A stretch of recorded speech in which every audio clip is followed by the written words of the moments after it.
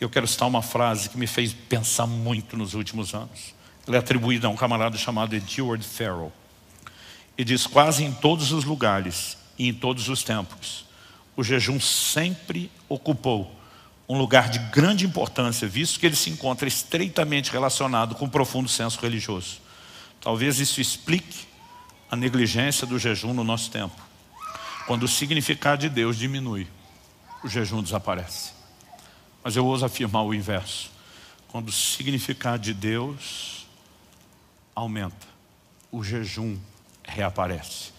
Ou ainda diria o inverso: quando o jejum reaparece, o significado de Deus na nossa vida, ele também começa a aumentar. Porque é uma relação de causa e efeito que ela parece mútua, vai e vem, né? E essas coisas estão relacionadas. Então, eu quero provocar você. O jejum é uma escolha. Menos que Deus te peça algo, você escolhe quando faz, quanto tempo faz, qual a periodicidade, qual o tipo do jejum, qual a duração. Não há regras. Há momentos que nós podemos ter uma convocação profética, uma grande mobilização, e aí, quando vamos fazer a coisa de forma coletiva, talvez haja um pouco mais de organização. Mas pense em algo que pode ser flexível. O importante é que você possamos fazer cada vez mais. Quando Jesus estava sendo tentado no deserto, e ele responde: nem só de pão viverá o homem, mas de toda a palavra que sai da boca de Deus, ele está citando um texto da Escritura. Qual é? Deuteronômio capítulo 8. Se você puder, abra lá comigo. Deuteronômio capítulo 8. Eu quero ler com vocês os versos 2 e o 3. O texto diz assim: lembrem-se de todo o caminho pelo qual o Senhor, seu Deus, os guiou no deserto durante esses 40 anos, para humilhar vocês, para pôr vocês à prova, para saber o que estava no coração de vocês, se guardariam ou não os seus mandamentos. Deixa eu fazer uma pausa. Para saber o que estaria no coração de vocês. A maioria das pessoas, quando tem as primeiras experiências de jejum prolongado, e isso vai aumentando à medida que o jejum é maior do que os anteriores, porque o jejum expõe o pior de você. De alguma forma, ele vai trazer à tona o que está no seu coração e a sua necessidade de Deus. E Deus vai dizer isso. Olha o verso 3. Ele humilhou vocês. Como? Ele os deixou passar fome. Ele os sustentou com o maná que vocês não conheciam e nem os pais de vocês conheciam, para que vocês compreendessem que o ser humano não viverá só de pão, mas de tudo o que procede da boca do Senhor. Para que vocês compreendessem, ele vai dizer aqui, tem um efeito didático, há um nível de compreensão que não se alcança sem que você passe por esse processo. Qual o processo? Humilhação e fome. Quando a Bíblia fala do jejum, ela não usa só o verbo jejuar. Por exemplo, no Antigo Testamento você tinha um dia anual de jejum, o dia da expiação. Em Levítico 16 você vai ver isso. Do dia 10, do mês 7º, todo mundo tinha que jejuar. Só que você vai ler Levítico e você não encontra a expressão jejuar. Você vai encontrar afligir as almas, humilhar as vossas almas. Aí outro dia alguém falou, o texto não fala de jejum. Eu falei, fala. Diz que aquele que não se humilhasse e não afligisse sua alma seria morto. Se humilhar fosse só um sentimento, como é que você sabe se a pessoa fez ou não fez? Então no livro de Jeremias, do profeta Jeremias, e depois no livro de Atos, você vê duas referências ao dia da expiação, chamando ele de o dia do jejum. Aí você tem explicação lá na frente do que era afligir a alma, que todo mundo entendia. Aí alguém falou outro dia, pastor, mas quando eu jejuo eu não fico feliz. Eu falo, que grande descoberta sua, quem é que fica? Você está desconectando das suas fontes de alegria. Então assim, o propósito do jejum não é te deixar feliz, é te lembrar que existe outro tipo de felicidade. E às vezes você tem que desconectar dessa, para simplesmente conseguir compreender alguma outra coisa, que ela fica apagada, enquanto você tem mantido essa percepção de prazeres e alegrias materiais, terrenas, acesos. Eu lembro que, há um ano e pouquinho atrás, um pastor me perguntou, Subirá, o que é que tem te levado? Ele falou, eu não conheço ninguém que jejue como você hoje. Ele falou, não vou dizer que não há, mas no meu universo de relacionamento não conheço ninguém. Nem a quantidade de vezes ao longo do ano, nem a frequência, nem a duração. Ele falou, nada. Ele falou, o que tem te levado a se dedicar tanto ao jejum nos últimos anos? Eu falei, no início da minha carreira, do meu ministério, Era só a fome do sobrenatural. Eu queria ver milagre, queria ver mover de Deus, queria ver o fluir do Espírito Santo. E acho que é um excelente efeito colateral da prática do jejum, as manifestações do sobrenatural até hoje. Eu falei, a diferença é que hoje não é mais o que me move. Hoje é um bom efeito colateral, mas não é o meu propósito. Ele falou, hoje qual é o propósito? E a minha resposta dos últimos anos tem sido a capacidade de perceber deleites espirituais. E eu vou dar um exemplo, que pelo exemplo, talvez você vai lembrar de ter me ouvido falar disso em janeiro de 2023. Eu falei para ele, pastor, para te explicar o que é algo espiritual, quando eu falei perceber os deleites espirituais, e aí eu quero que você lembre do Salmo 16, na tua presença, a plenitude de alegria, a sua delícias. Quando ele está falando de delícias, está falando de deleites. Como é que eu e você podemos ter um tempo de oração e a gente sai com a sensação de, graças a Deus terminou? Como é que nós podemos ter um tempo de leitura bíblica? Aleluia, terminei os 12 capítulos de hoje e daqui a pouco vou achar algo que me deixe feliz, porque aquilo... A gente sabe que tem algo lá, mas a pergunta é, a gente consegue usufruir isso?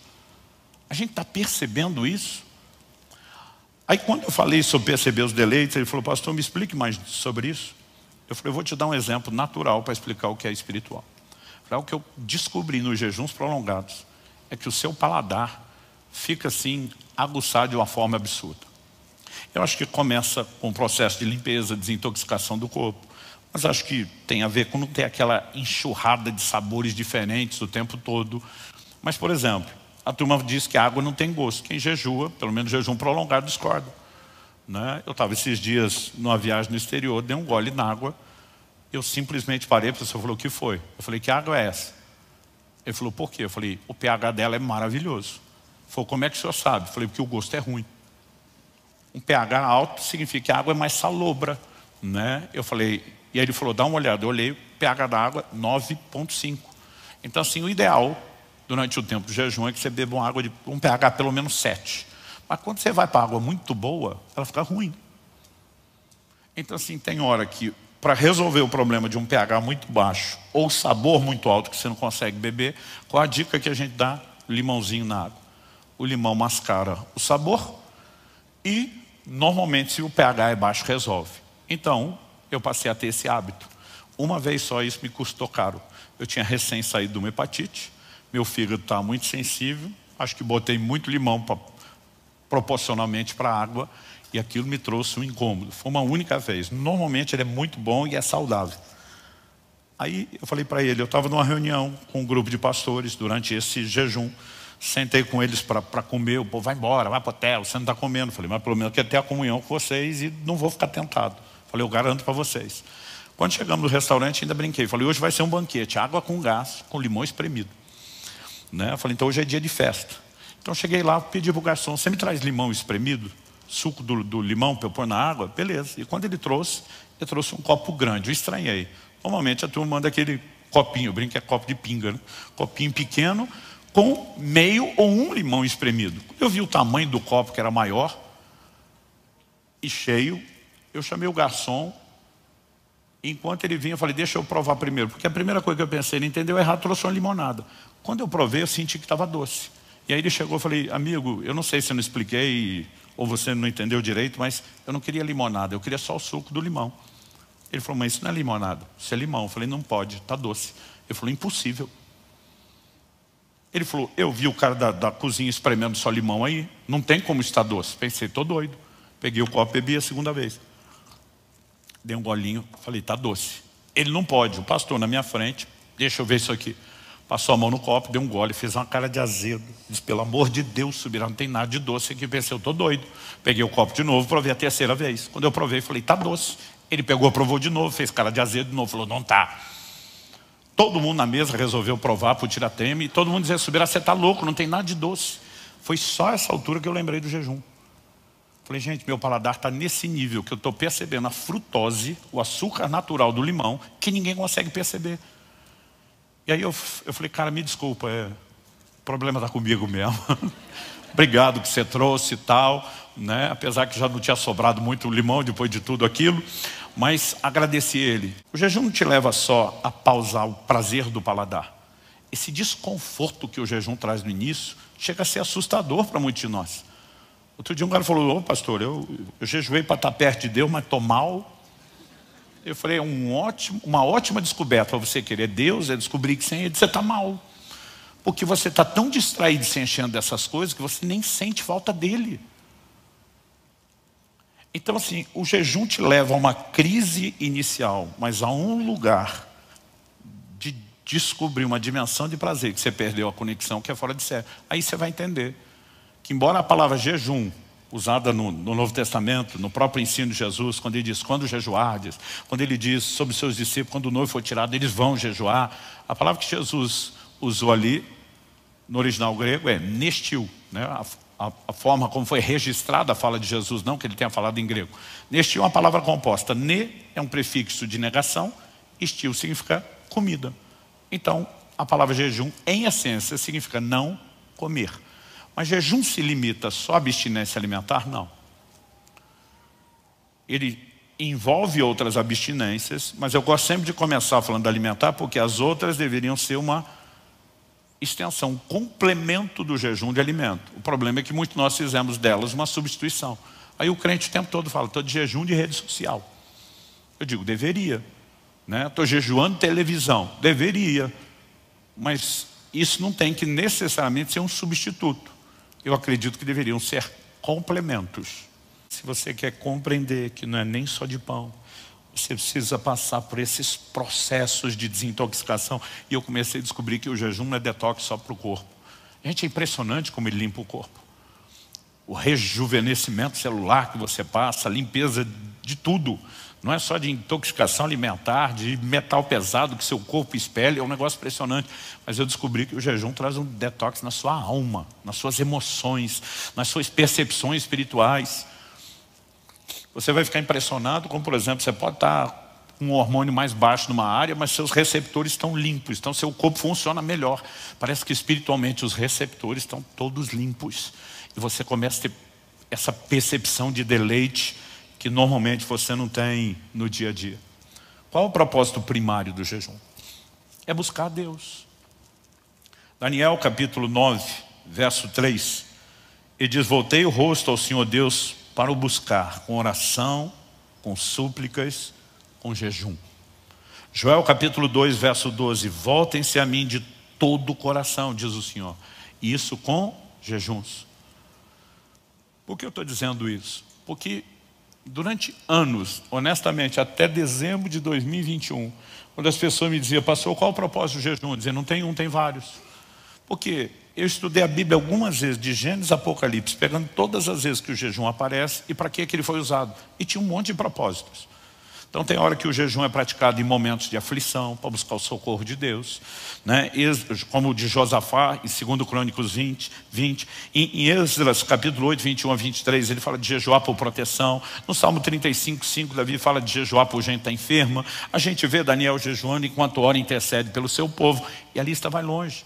Então o dia do perdão, que também era um dia de arrependimento, o povo era chamado a jejuar. O jejum para arrependimento de pecados aparece várias vezes na Bíblia. Mas tem hora que o jejum está sendo praticado num contexto de consagração.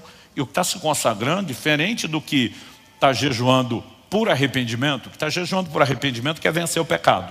O que está jejuando por consagração também. Mas o primeiro quer vencer o pecado que o derrubou. O outro não quer fazer o jejum do primeiro. Ele não quer nem cair. Ele quer vencer para não cair. Então, os dois podem estar lutando contra o pecado, mas são diferentes. Então, eu tinha uma lista. Em janeiro de 22, Deus falou comigo. Você precisa entender o propósito do jejum. Eu falei, não, são vários. Ele diz, não. Há um propósito primário e vários secundários. Até hoje, você só enxergou os secundários. Todos os secundários vão convergir num só, o primário. Qual é o primário? Buscar a Deus. O que está jejuando para arrependimento está buscando a Deus com um propósito, mas está buscando a Deus. O que está jejuando para consagração está buscando a Deus com um propósito secundário diferente, mas está buscando a Deus. Ou seja, não tem jeito de não convergir no primeiro. A pergunta a ser feita é, a gente precisa de um secundário para buscar a Deus? Ou a gente poderia mirar direto no primário? E talvez essa foi a descoberta da minha vida sobre jejum. Eu falei, eu não preciso de uma crise. Eu não preciso de um problema sério e estar desesperado por uma intervenção de Deus Porque durante muito tempo eu só dizia situações extremas requerem medidas extremas. O problema está grande, bora jejuar. Ok, e se eu não tiver problema? Mas eu apenas estou decidido a desligar de prazeres inferiores, porque eu quero os prazeres superiores. Por que é que eu preciso de um propósito secundário? Eles são aceitáveis, eles são parte do jogo, me entenda, eu não estou falando contra eles. A pergunta é, eu não preciso passar por eles, eu posso ir direto.